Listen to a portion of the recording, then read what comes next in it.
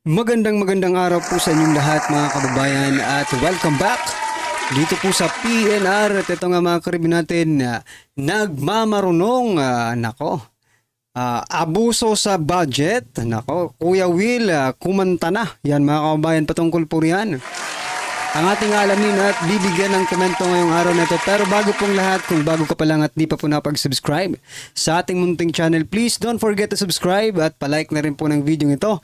Maraming salamat po. At ito na nga, simulan na po natin to. Sawala ang bayan ko sa magnanakaw na tao.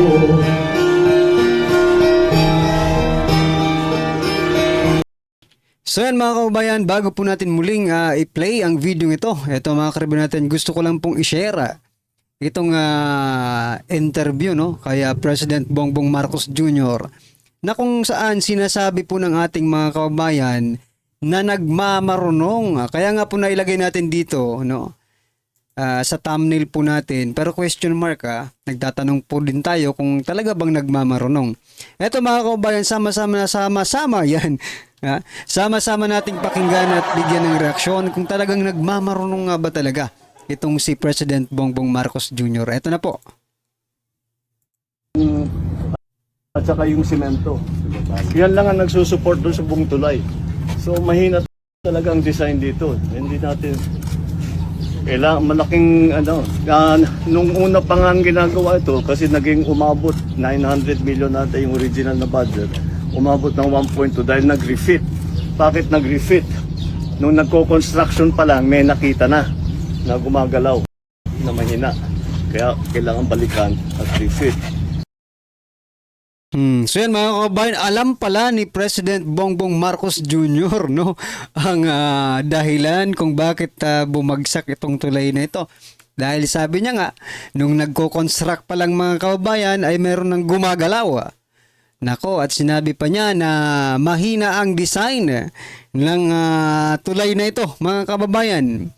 At nabanggit rin ang budget, Kaya ngayon mga kababayan, naiisip ko, kailangan po talaga nating abangan, Kung magkano nga ba ang iba-budget to reconstruct this bridge, mga kababayan. So, the whole process is okay naman yung construction, yung contractor sinundan naman ang plano. Ha? Mapapaha ka talaga Okay na daw yung contractor, at saka yung construction. Kung okay po yun mga kababayan, hindi yan babagsak,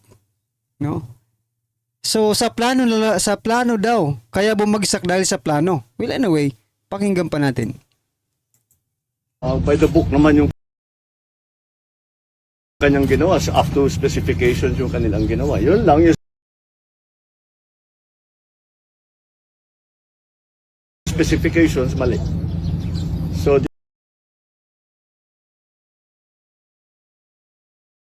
this is a design problem. Napos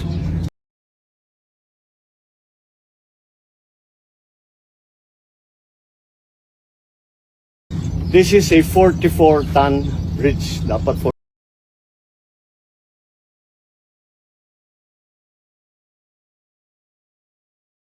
44 tons ang acceptable load.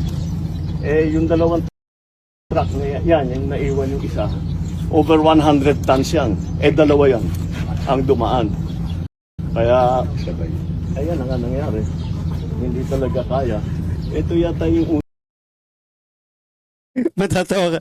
Kaya ayan na nga ang nangyari, hindi na kaya. Parang yung sinabi niya lang, parang yung sinabi niya sa Bagyo na anong gagawin natin, di ba? Parang ganun rin yung lumalabas dito if you just analyze mga kababayan. Ako talaga, okay naman po yung pag-aano niya, delivery mga kababayan. Kung kung alam mo yung background ng ni President Bongbong Marcos Jr., well anyway, ang masasabi ko kasi dito, he is not an engineer nor either architect, di ba? Hindi po siya ganun So, bakit po ganyan magsalita ang ating Pangulo in terms of this bridge, mga kababayan, no? In relation to this bridge. Kasi parang magiging katawa-tawa tayo sa international community. Why? They know that our president is not an engineer, no? Either architect or something that is related to construction. Hindi ko lang alam, baka mason ito. 'Di ba? Or panday, or baka foreman, 'di ba? Well, anyway, what I'm trying to point out here, mga kababayan, no? Dapat sana yung para mas kapani-paniwala, no? Yung mga sasabihin nila about dito sa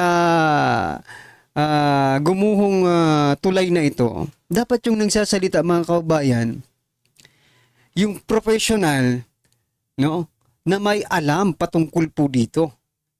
Like for example, yung mga engineers, no, ng DPWH. Kaso nga lang nag-resign na, mga kababayan, no, yung 400 na mga engineers. Sila po dapat ang sumasagot dito at nagpapaliwanag para mas kapani-paniwala. I'm not saying na President Bongbong Marcos Jr. is unbelievable. What I'm trying to point out here, mga kababayan, dapat professional po yung nagsasalita, na mayroon talagang alam pagdating dito sa construction na ito, no? In terms of engineering. Kasi, mga kababayan, no? Pag sasabihin ng ating Pangulo, it's about design, it's about budget. Sa budget, pwede pa natin paniwalaan ng Pangulo, no? Or pwede tayong maniwala. Kasi budget yan di ba? Diyan po sila magaling sa mga budget na yan. Pero in terms of the design, the construction, and everything about engineering, yung mga sa engineering department sana yung sumasagot, di ba? Para walang lokohan na nangyayari. Ito yung bigay. Wala nang plate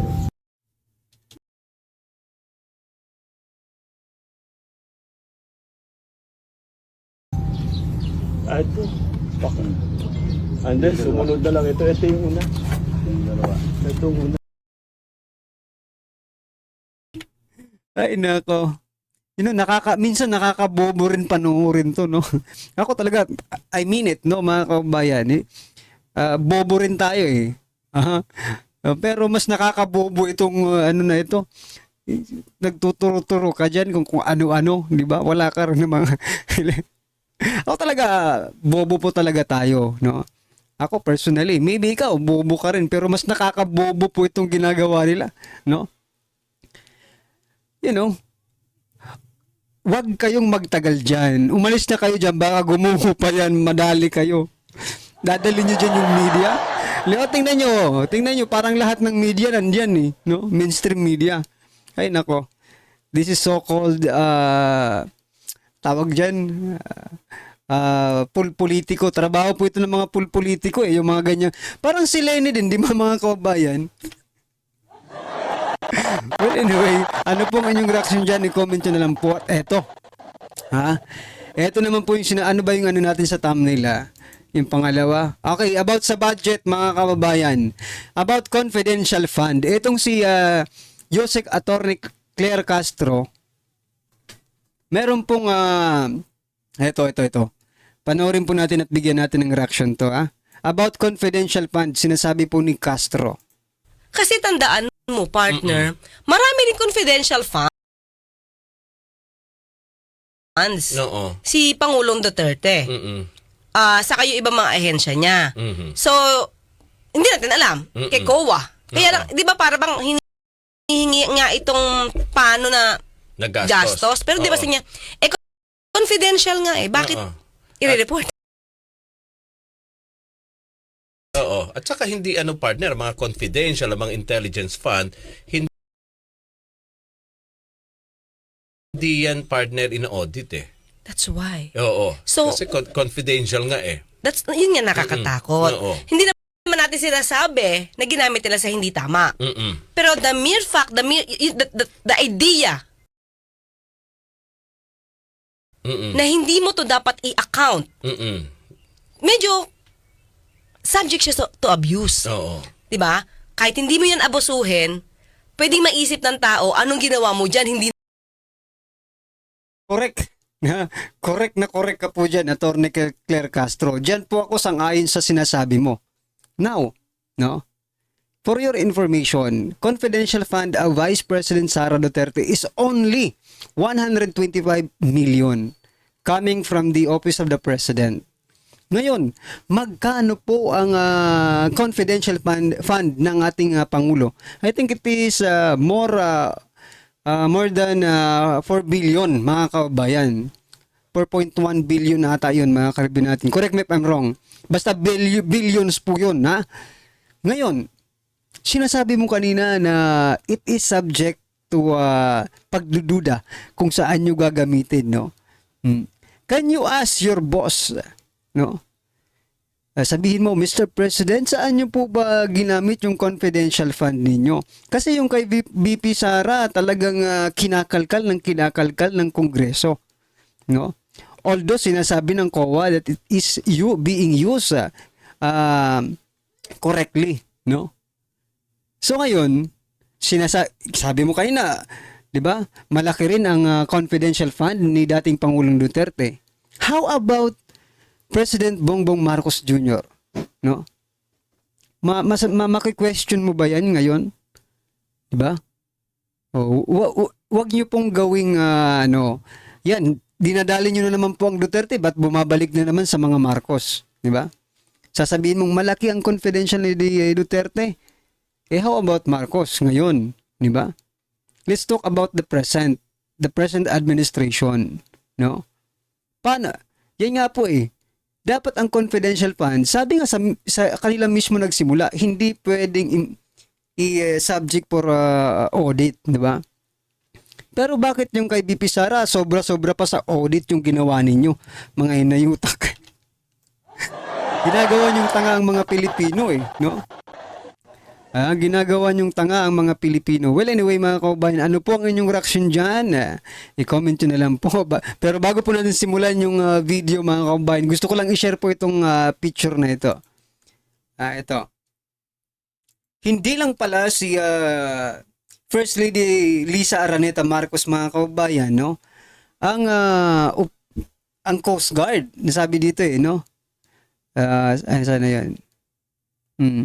Ang nasa Coast Guard, mga kaubayan, maging grabe. Ano ba ito? Promotion ba ito? Ito pang isa. Wow! Diba? Bagay ba? Pero ang laki yata ng tiyan, no? Para maging sa Coast Guard ito. Sa bagay, official naman to, mga kaubayan. Tambalos-los! Official ng Coast Guard. Coast Guard din yata ito kasi tingnan niyo yung yung uniform, no? Parang fit na fit Sa bagay, mga kaubayan, no? May mga buhaya rin naman siguro sa dagat no? Buhaya ba sa dagat? I think freshwater lang ang mga buhaya Ha? Well, anyway, pating siguro pwede na ito. Ha? Pati. Or mga whales, 'di ba? Tingnan niyo, parang whale din ito. Kumakain din ito ng mga maliliit na isda. Okay? Gusto ko lang i-share kasi important yung i-share nito. Ano to nila parang stepping stone, no? Yun ang ating speaker. Na nasa Coast Guard din po ang ating speaker, mga kabayan. Okay? Ito, mga karibin natin, simulan na po natin pakinggan. Panoorin at bigyan ng komento ang video ito. Grabe to, nasyak ang palasyo sa biglang pasabog ni Willie Revillame sa Duterte. Ito na po. Ito ang nakakagulat na balita ngayon. Viral at trending ngayon sa mundo ng social media ang di umano'y balitang matapos ang pananahimik. TV host senatorial aspirant Willie Revillame binasag na ang katahimikan at tahasang binunyag sa publiko ang tunay na ugali ng dating Pangulong Rodrigo Rua Duterte na tila siyang laking sampal naman sa mga buayang mambabatas na gahaman sa pera at kapangyarihan. Di man pinangalanan, ngunit tatapwat na sampal ng katotohanan ng gobyernong Ngagba matapos manindigan ng senatorial aspirant na si Willie Revillame sa dating Pangulong Rodrigo Rua Duterte. Pero bago ang lahat mga ka-update, kung bago ka pa lamang sa aking channel ay mag-subscribe ka na at huwag kalimutang i-click ang notification bell para mas updated ka sa mga bagong videos na i-upload namin. At ito na nga mga ka-update, matapos ang kaliwat kanang sinisiraan at walang katapusang pambabatikos sa mga Duterte, ay siyang nanaig pa rin ang katotohanan laban sa kasinungalingan. Matapang nananindigan at walang pagdadalawang isip at binasag na ni senatorial aspirant TV host Willie Revillame ang katahimikan. Nanatiling suportado pa rin si dating Pangulong Rodrigo Duterte at tila nasampal ng katotohanan ang mga loyalistang bulag sa katotohanan at ang gobyerno ng Ngagba ngayon sa kanyang matinding sagot ng matanong ito ng media. Duterte, ano po mga katangian, sir, nakita niyo po sa kanya? Para sa akin, totoo. Napakatotoong tao. Ang feeling ko na, na talagang walang iniisip na masama pa para sa kababayan natin at sa bayan natin. Ako, nambit ko siya. Pinatawag niya ako sa Malacanang. Alam mo ba kung ano pinakain niya sa akin? Isang okra, isang sitaw, at isang talong. Gulay. Gulay at merong isda. Tapos, meron kaming sabaw na may malunggay. Sabi niya, ayaw niya na kumakain ng steak sa Malacanang dahil masyadong mahal. Sinabi niya sa akin yan. Totoo yun. Ayun, ayaw niya. Sabi niya, pasensya ka na, ayaw namin gumasos ng malaki. Dahil, alam mo naman, syempre, nakakahiya. Kabaliktaran naman po dito sa administrasyong ito mga kababayan, no? Gustong-gusto po nila yung nagpa-party-party palagi sa Malacanang, di ba? Ano natin yan, naobserbahan na po natin yan sa maraming pagkakataon, di ba? Kumakain tayo ng masarap, marami naghihirap. So, nung mula nun, sabi ko, ibang klase, saka ayaw niya magpatawag na presidente siya, mayor lang ako. Siyempre, nadagdagan yung respeto mo. Saka nakilala ko Saka nung hindi naman ako tumanggi, nung sinabi ko lang sa kanya na hindi pa ho handa para maging senador o anong posisyon. Sinabi niya, nire-respeto ko yung decision mo. Believe ako sa'yo. So, hindi naman pagtatanggi yon. Kailangan handa ako. O baka yung wawawin, handa ako Kasi ito yung alam kong trabaho Nung naging drummer ako, handa ako. Nag-ensayo ako mag-drums. Yung tatakbo ka ng isang posisyon sa gobyerno, dapat handang-handa ka, isip mo, puso mo, at walang bahid na gagawa ka ng hindi maganda. Sir, last na, sir, mensahe mo sa mga supporters. Importante yun, hindi lang sa supporters, kahit hindi sa supporters, bansa natin to Diba? Ang sarap ng mga Pilipino, nagkakaisa, nagmamahalan. Kaya lang, pag nahaluan na ng politika, nag-iiba na kanya-kanyang opinion. Napakasarap ng tayong lahat, umangat, na magkakasama. Kahit may alam mo, napakasarap ng feeling na kahit saan ka pumunta, na proud ka sa bansa mo. Proud ka being a Pilipino. Sana may awa ang Panginoon Diyos sa atin na maging maayos. So, noong panahon ni dating Pangulong Duterte, mga kababayan, talaga, maging mga OFW, sinasabi nilang proud sila. Diba? Kahit saang panig ng mundo, mga kababayan, nagsasabi po yung ating mga kababayan ng mga OFW that they are proud of being a Filipino. Pero ngayon, mga kababayan, hindi man lahat, no? Pero may nagsasabi na po na parang nahihiya na po silang maging Pilipino sa ibang bansa because of the government, no? So depende pa rin po talaga ang pagiging proud, no? Sa kung sino ang namumuno. Kapag tapat, may malasakit at may puso, mga kababayan, yung namumuno, maging yung ibang lahi, magiging proud. Even they are not Filipino, no? Yun lang pagkakaiba. Ngayong mga administrasyon na ito, mga kababayan, nako, wala na. Sige nga, kayo mga kababayan nating mga OFW, mag-comment nga kayo kung proud pa rin kayong maging Pilipino sa administrasyong ito. Well, anyway, kayo po ang makakasagot niyan, no? Yan mga kababayan, ano po ang inyong reaksyon, opinion patungkol po sa video ito? I-comment lang po sa baba.